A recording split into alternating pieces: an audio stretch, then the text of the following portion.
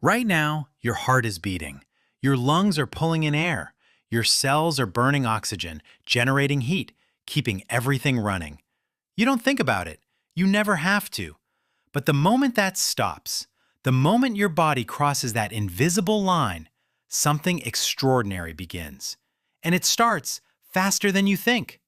Most people imagine death as a single event, a switch that flips, a light that goes out. But scientists who study what happens in those first seconds, minutes, and hours after the body stops, they will tell you something that changes everything. Death is not a moment. It is a process, and your body doesn't go quietly. Here is what actually happens to you the moment you die. Within the first seconds, your heart stops. That much you already knew. But here's what you didn't know. Your brain does not stop with it. Not immediately. Researchers at the University of Michigan, led by Jimo Borjigan, found in a landmark 2013 study that in the moments immediately following cardiac arrest, the brain produces a massive, coordinated surge of electrical activity. More activity in some measures than during normal waking consciousness. Your brain does not dim, it blazes. Scientists don't fully understand why. Some believe it is a kind of internal storm, neurons firing as the electrical gradients that normally regulate them collapse. Others have pointed to this surge as a possible biological explanation for the near-death experiences reported by millions of people around the world. The tunnel, the light, the strange clarity. Whatever the explanation, the fact remains, the moment your heart stops, your brain lights up. But that surge doesn't last. Within 4 to 6 minutes without oxygen, the neurons begin to die. The electrical activity fades, and something that neuroscientists call global cerebral ischemia sets in, a complete shutdown of blood flow to the brain. This is the moment that, for most of recorded history, defined the irreversible point of no return. Now the body belongs to chemistry. Your cells have been running on a molecule called adenosine triphosphate, ATP, your entire life. It is the currency of biological energy. Every heartbeat spent it, every thought used it. And now, with no oxygen being delivered, the body's ability to produce ATP collapses almost immediately. Without it, the pumps that maintain the delicate chemical balance inside your cells stop working. Sodium rushes in, calcium floods through. The cells begin to digest themselves from the inside out, a process called autolysis. You are, in a very literal sense, beginning to break yourself down. At roughly the same time, your muscles begin to change. The calcium that is flooding your cells also triggers the proteins inside your muscles, actin and myosin, to lock together. This is what causes rigor mortis, the stiffening of the body that most people associate with death. It typically begins within 2 to 6 hours and peaks around 12 hours after death, before the body's own decomposition processes eventually break the muscle proteins down and the stiffness releases. Your muscles go rigid not because they are tensing, but because the chemical mechanism that allows them to relax has run out of fuel. Meanwhile, something is happening to your blood. With your heart no longer pumping, gravity takes over. Your blood, still liquid for now, begins to pool in whatever parts of your body are lowest to the ground. This creates a visible change in skin color called livor mortis, or lividity. The upper surfaces of your body pale, the lower surfaces darken to deep purple, then red-brown, as red blood cells settle and begin to break down. Forensic scientists have used the pattern and fixation of livor mortis to reconstruct the position of a body at the time of death for over a century. Your temperature is changing too.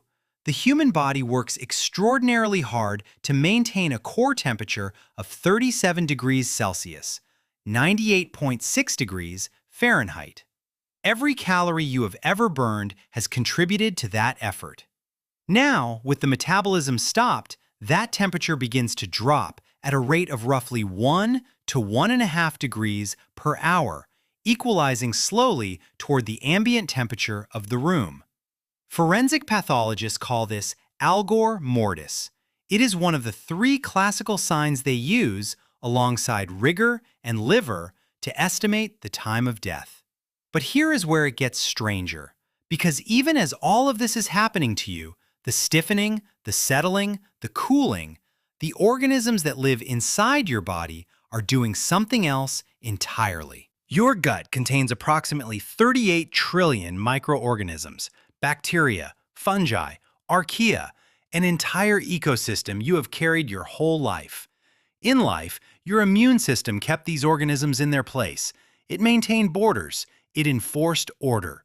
In death, those borders dissolve. Within hours, the bacteria in your gut begin to spread. They move into your bloodstream, into your tissues, into organs that have never encountered them before. They begin to consume you from the inside.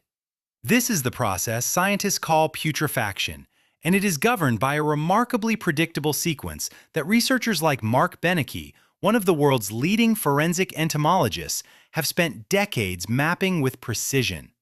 The gases produced by bacterial decomposition accumulate inside the body, creating pressure that causes visible bloating, skin discoloration, and eventually the release of compounds called putrescine and cadaverine, molecules with names that describe exactly what they do. And then, something comes from the outside. Within minutes to hours of death, depending on the environment, insects detect the chemical signals being released by your body. The first to arrive are typically blowflies. Calliphora vicina and Lucilia sericata are among the most common species in temperate climates. The female fly locates natural openings in the body and lays eggs. Within hours, those eggs hatch into larvae. The larvae feed. They grow. They develop through predictable stages, and because their development rate is tied directly to temperature, a forensic entomologist can look at the stage of larval development on a body and work backward with remarkable accuracy to determine how long ago death occurred. Your death, in other words, is the beginning of an entire food chain. And yet, science has recently complicated the story further, because the definition of death itself has shifted. In 2019, a team of researchers at Yale University, led by neuroscientist Nenad Sestin, published results from an experiment that sent shockwaves through the scientific community. They restored circulation and cellular activity to the brains of pigs 4 hours after the animals had been slaughtered. The brains did not regain consciousness, but they did resume metabolic activity. Cells that should have been dead began functioning again. The experiment did not bring anyone back to life, but it demonstrated something profound. The boundary between death and life is not a wall. It is a gradient, a slow slide. And somewhere along that slide, there may be points of intervention that we have not yet learned to exploit. This is the frontier of resuscitation science, and it is moving fast. The concept of death itself, which once seemed so certain, so absolute, is being actively redefined by people in laboratory coats with centrifuges and electrodes and questions that would have seemed absurd 50 years ago. So what actually happens the moment you die? Your brain blazes, your muscles lock, your blood settles, your temperature drops. The microbes you have carried your entire life begin their long-planned reclamation.